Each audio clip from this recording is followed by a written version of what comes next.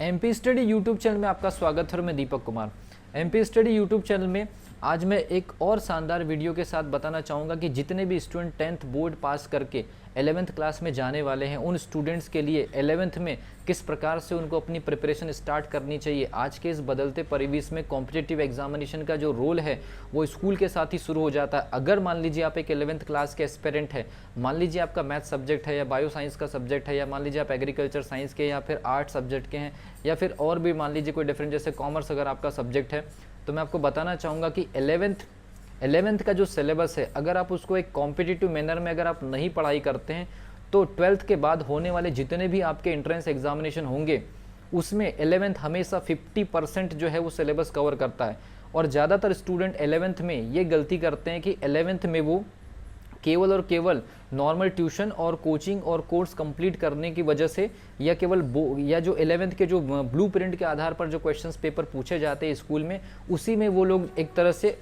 उस particular circle से बाहर नहीं आ पाते। और 11th का जो कि 50% जो सिलेबस होता है हर एग्जामिनेशन में 11th के सिलेबस का जो रोल होता है वो 50% होता है। मतलब आप जितना भी स्कोर करेंगे उसमें से 50% 11th का होता है।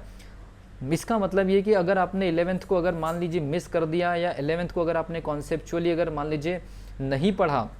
तो 12th में आपके पास इतना समय नहीं होता है कि आप 11th को पीछे मुड़ करके आप प्रिपेयर कर सकते हैं। और 12th जैसे ही आपका ख़त्म होता है वैसे ही आप लोगों को करना ये होता है कि आपको अपनी एंट्रेंस एग्जामिनेशन के लिए प्रिपेयर करना होता है। या फिर अगर आप मान लीजिए किसी बड़ी एग्जामिनेशन के लिए अगर प्रिपरेशन करना चाहते हैं, जैसे फॉर एग्जाम्पल IIT JEE या नीट या फिर ICAR या फिर इसके अलावा NDA की प्रिपरेशन कर रहे हैं, किसी भी प्रकार की अगर मान लीजिए आप एग्जामिनेशन की प्रिपरेशन करने जाएंगे और 12th के बाद अगर आपका बेसिक कॉन्सेप्ट अगर क्लियर अगर नहीं होगा तो हो सकता है कि आप लोगों को कोचिंग वगैरह करने के लिए काफ़ी महंगी रकम चुकानी पड़ती है।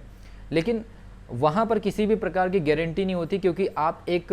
लो लेवल के कॉन्सेप्ट के साथ में कोचिंग फील्ड में मतलब कोचिंग में आप एंट्री लेते हैं। अगर आप 11th क्लास में अच्छा बेसिक स्टडी अगर कर लेते हैं तो उसका बेनिफिट 12th में भी मिलता है और 12th के बाद भी मिलता है। और अगर किसी सिचुएशन की वजह से अगर आपको 12th के बाद ड्रॉप लेना पड़ता है, मतलब कोचिंग के लिए 1 साल का अगर गैप लेना पड़ता है, तो वहाँ पर भी आपको बेनिफिट होने के चांसेस बढ़ जाते हैं। तो मैं आपको बताना चाहूँगा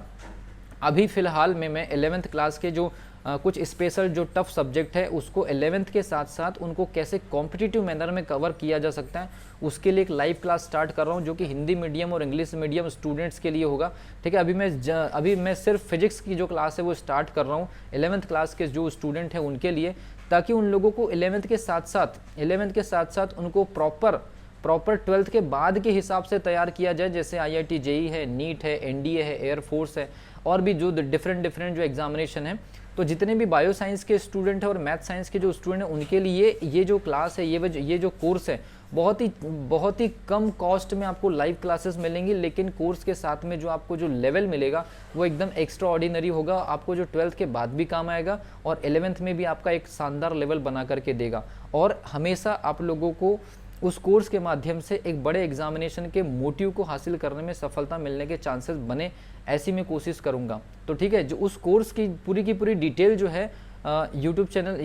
इस वीडियो के डिस्क्रिप्शन में आप देख लीजिए। 11th क्लास का फिजिक्स है, हिंदी मीडियम है, इंग्लिश मीडियम है, चाहे वो CBSE हो चाहे MP बोर्ड हो। आप जानते हैं किसी भी स्टेट का जो बोर्ड है वो CBSE के सिलेबस से ही ऑपरेट होता है, तो इसमें किसी भी प्रकार का या स्टेट बोर्ड हो या आपका CBSE हो, इससे कोई प्रॉब्लम नहीं है। इंग्लिश मीडियम के लिए सेपरेट कोर्स होगा, उसका एक अलग टाइम टेबल होगा, और हिंदी मीडियम के लिए एक अलग कोर्स होगा, उसका एक सेपरेट टाइम टेबल होगा। आने वाली वीडियोस में मैं बताऊंगा कि IIT JEE या जो नीट है या जितने भी अच्छे एंट्रेंस एग्जामिनेशन है 12th के बाद जो हमको सडनली देने पड़ते हैं उसके लिए क्या प्रॉपर प्लानिंग करनी होगी, वो आपको आने वाले वीडियोज़ में इस यूट्यूब चैनल के माध्यम से मिलती रहेगी। लेकिन 11th क्लास के जितने भी एस्पिरेंट है या अगर आप मान लीजिए नहीं भी है तो इस वीडियो को ज़्यादा से ज़्यादा उन स्टूडेंट तक शेयर करें। और मैं आपको बता रहा हूँ ये जो कोर्स है वो इतना इसकी जो कॉस्ट है इतनी कम है, लेकिन इसकी वैल्यू जो है एक नॉर्मल ऑफलाइन कोचिंग से भी 5 से 7 गुना ज़्यादा होगी, जिसकी कॉस्ट 4 से 5 गुना कम होगी। तो ये एक बेहतरीन क्वालिटी के साथ में लाइव क्लास आपको मिलेगी। कोविड के इस सेशन में घर बैठे आपको इतनी शानदार चीज़ें मिलेगी, इसका फ़ायदा उठाइए। जिन भी स्टूडेंट्स को कोर्स ज्वाइन करना है डिस्क्रिप्शन बॉक्स में पूरा का पूरा मैसेज रीड करिए और कोर्स ज्वाइन कर लीजिए। एनरोलमेंट प्रोसेस स्टार्ट हो चुकी है, इस वीडियो के अपलोड होते ही एनरोलमेंट प्रोसेस स्टार्ट हो चुकी है। आपको डेमो क्लासेस मिलेगी, 10 दिन की फ्री डेमो क्लासेस मिलेंगी और 10 दिन की फ्री डेमो क्लासेस के बाद फिर आप लोगों को फ़ी पेमेंट करना होगा, ठीक है भी। लेकिन कोर्स का जो फ़ी होगा वो बहुत ही नॉमिनल रखा गया है, लेकिन कोर्स की पहले क्वालिटी देख लीजिए सभी स्टूडेंट, उसके बाद आप जो भी है कंटिन्यू करना है नहीं करना ये आपके ऊपर डिपेंड करता है। लेकिन 11th क्लास का जो सिलेबस होता है आपका एक फ्यूचर मेकिंग सिलेबस होता है या फ्यूचर मेकिंग स्टडी प्लान होना चाहिए 11th क्लास में। अगर आप 11th क्लास को मिस कर देते हैं तो 50% सिलेबस की स्टडी आप मिस कर जाते हैं, जो 12th में भी आप कंप्लीट नहीं कर सकते और 12th के बाद आपके पास में समय नहीं होता। तो 11th का सिलेबस 11th में और 12th का सिलेबस 12th में, बोर्ड के साथ में कॉम्पिटिशन की जो प्रिपरेशन है वो साथ साथ आप कैसे कर सकते हैं, मैं आपको लाइव क्लासेस में प्रॉपर एक ट्रेनिंग के जैसे आपको सिखाई जाएगी और साथ में आपके जो स्कूली जो सिलेबस है उसको भी हम कवर करेंगे। तो अगली वीडियो में मिलूंगा एक और शानदार वीडियो के साथ, तब तक के लिए wish you all the best.